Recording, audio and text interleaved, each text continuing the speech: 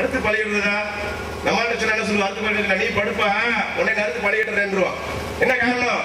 இன்னைக்கு தந்தைக்கும் மகனுக்குள்ள ஒரு அப்படிதான் இருக்குது. அப்ப இதுதான் ஒரு கட்டுப்பாடு. குடும்பத்துடைய கட்டுப்பாடு இதுதான். தேவனுக்காக தியாகம் செய்யும் போது மனைவி, மக்கள், தாய், தந்தை யாரும் தேவையில்லை.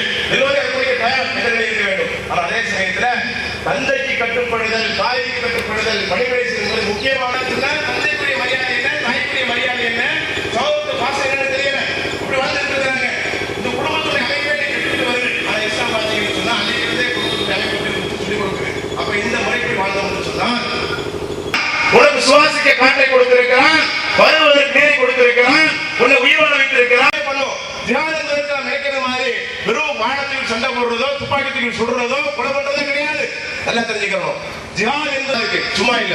அப்ப இந்த மாதிரி நாம என்ன நினைக்கிறோம், இன்னைக்கு இந்த மாதிரி இந்தியாவுக்கு நாடு வாழக்கூடிய நம்முடைய சோதனை நினைக்கிறாங்க, நம்ம வந்துட்டு ஜிஹாத் பண்ணணும்.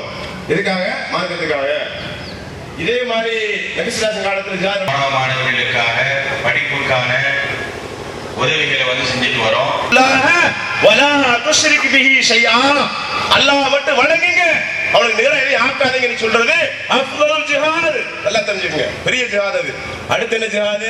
ரசூலுல்லாஹ் ஒரு சஹாபி கேக்குறாரு, என்ன கேக்குறாரு? ஒரு ஜமாஅத்துக்கு தரக்கூடிய குர்பானி தோல்கள் மூலமாக தான் நடைபெற்று வருகின்றது. நீங்க உள்ள வரும்போது உங்களுடைய கைகளில் என்ன செஞ்சிருப்பாங்க அப்படின்னா ஒரு சின்னதாக உதவி செய்யும்படி கேட்டுக்கொள்கின்றோம். அதே போல மாற்று மதத்தவர்களுக்காக நாம் என்ன செய்யறோம்னா, ஒவ்வொரு வாரமும் அமெரிக்கன் காலேஜ் 5வது வாரம் ஞாயிற்றுக்கிழமைகள்ல அவர்களை அழைத்து தாவா செஞ்சுட்டு இருக்கிறோம். அதே போல அவர்களுக்கு குர்ஆன் இருந்தால் நீங்க அந்த படிவத்தை வாங்கிட்டு போய் பிள்ளையும் சகோதரிகள் தாயாக்கள் இருக்கக்கூடிய ஆலிமாக்கள் பெண்கள் தர்மம் செய்ய சொல்லி இருக்கிறாங்க பெண்களை பார்த்து. அதனால அதிகமாக நீங்க தர்மம் செய்யுங்க. அல்லாஹ்